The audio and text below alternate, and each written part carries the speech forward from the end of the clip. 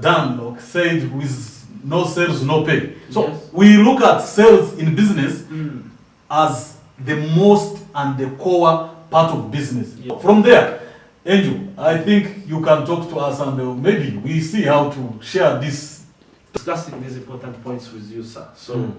and of course, we are looking, as he says, we are looking at what makes a bad business.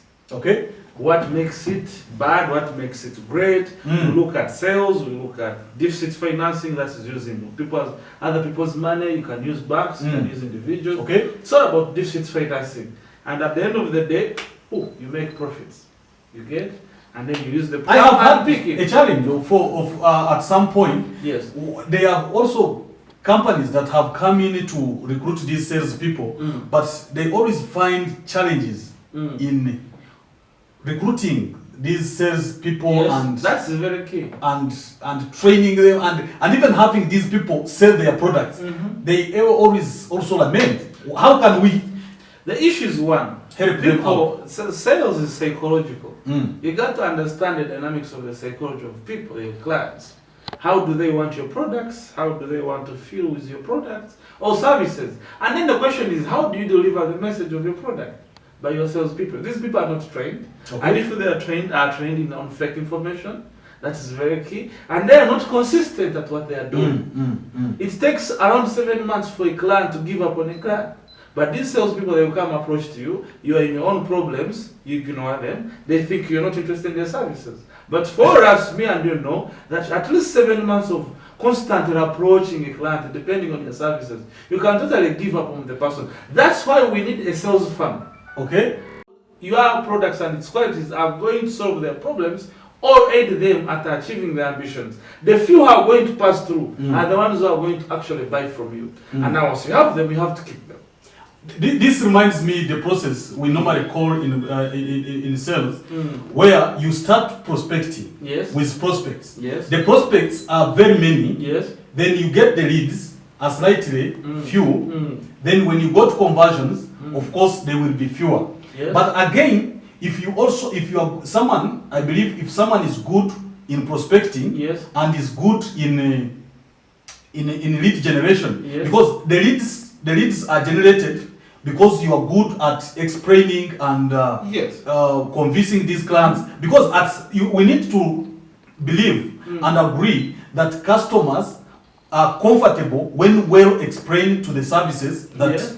we want to sell them or we want them to buy, or the items and products that probably we want them to buy. So if one is looking at a business and is setting up a business, Yes. because you've talked about also bad businesses, Yes. and we've seen so many people, this is the reason to why people are fearing in venturing into business. You know, the challenge here in Uganda, maybe in Africa and the world, people are living by chance in the business. You come open your shop, expect Explain more about They are not serious. Mm. 99% of our businesses in Uganda and in Africa at large, there are no people who are going out to hunt for clients. You get? As you open up your service centers, you are not having a team knocking at people's door, knocking at their offices, looking for clients. As a salesperson, you're doing two things. You're doing a detective job, identifying their problems and ambitions, and you're doing a teacher's job, educating them how your products are going to solve their problems. And you have to keep on educating people. People are not like animals. People take long to understand. Yes. That is true. An animal, you just direct it and it goes. But a person must first clearly see how he's going to benefit from your product. And you show, by the way. You show them. You don't tell them, you show them.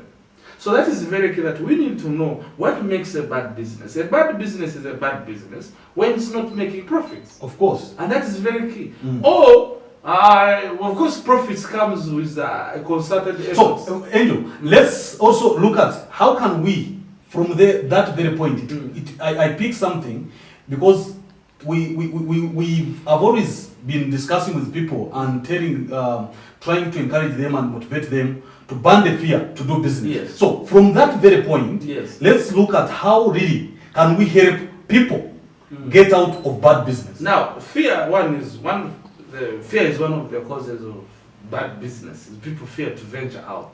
Okay. People fear to risk their monies. People fear. However, this fear comes from not knowing. Once you know, you lose fear. If you know how to swim, Mm. you stop fearing lakes and oceans. So people are fearing to do business because they don't understand the dynamics of the business. Yes. The only way to overcome fear is actually educating yourself about the same thing you're fearing. You can't operate my head, can you? I can. You fear, you say, what if I kill? Why? Because you are not taught on how to surgery. operate. Yes, the head. You get neurosurgery, you don't know those stuff. So, in short, people are fearing to do business because they don't understand business. One, they are not understanding how to handle their clients. They don't understand how to handle their workers.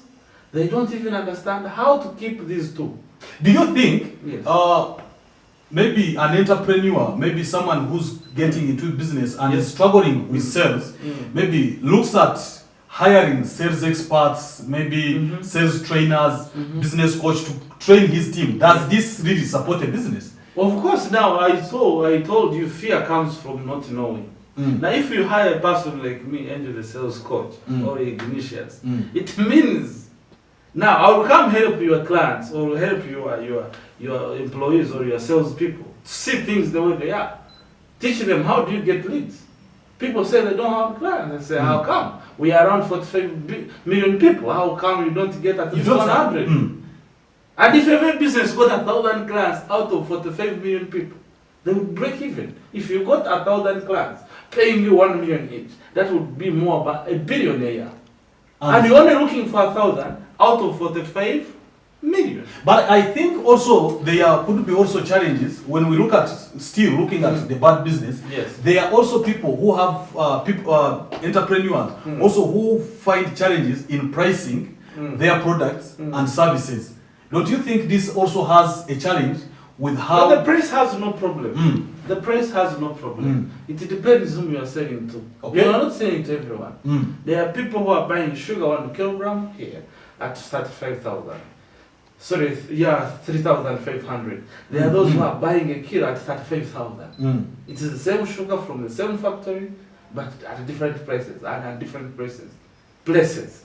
So the price is not a problem. I get the the point. problem is who you are selling to. this So you reminds me have of to be something. specific whom you are selling to and which price is actually appropriate for them. This is why I always say customers don't buy prices, Yes. but they buy The the value. Yes. And if we are really selling out our services and products, we need to make sure that our customers understand the value of our products and services. Simple. And it's your job and your sales team to explain this whole thing to your clients. You shouldn't wait for a client to call you Okay? and ask. You would have gone there. The companies that have joined to work with actually improve their sales. I've always told them 99% of the clients, we should fail them there, not failing us here. So that enough is enough to give you the momentum to get enough clients. And we say you talk to 10 people and you get 2 to buy from you. Whatever services you have, if you are an expert, you talk to 10, get 2. If you're not an expert, you talk to 10, you get 9. Now how do you get 1? You have to learn, you have to practice. Then you talk to 10, you get 1. You talk to 10, you get 1. When your experience grows, you talk to 10, you get 2. When you're a master, you talk to 10, you get 3. Now if you want 30 people to buy from you, how many people are you going to talk to? You got to talk about 100 clients. Now if you want 300, you got to talk to 1,000 clients. And remember, So- these leads, these prospects Yes. that one generates, it's not because that when these leads are there, at some point, Yes. they will turn into Clients. clients. Of course, I may not be your client today, but I'll be your client next year. Yes. So yeah, that's why you have to keep a record of your prospects. Hope would not talk about the Chinese egg. One person in sales was trying to share with me an idea about the Chinese egg, the egg that doesn't hatch. Yes. So at some point, we also need to accept that there are also those clients. Not every person will buy from you. Of course. All your job is to separate those who they wanna be buyers from buyers. Your job is to concentrate on the buyers. That's why we have a sales funnel. You get to talk to so many people, impress them. We So- will look deep.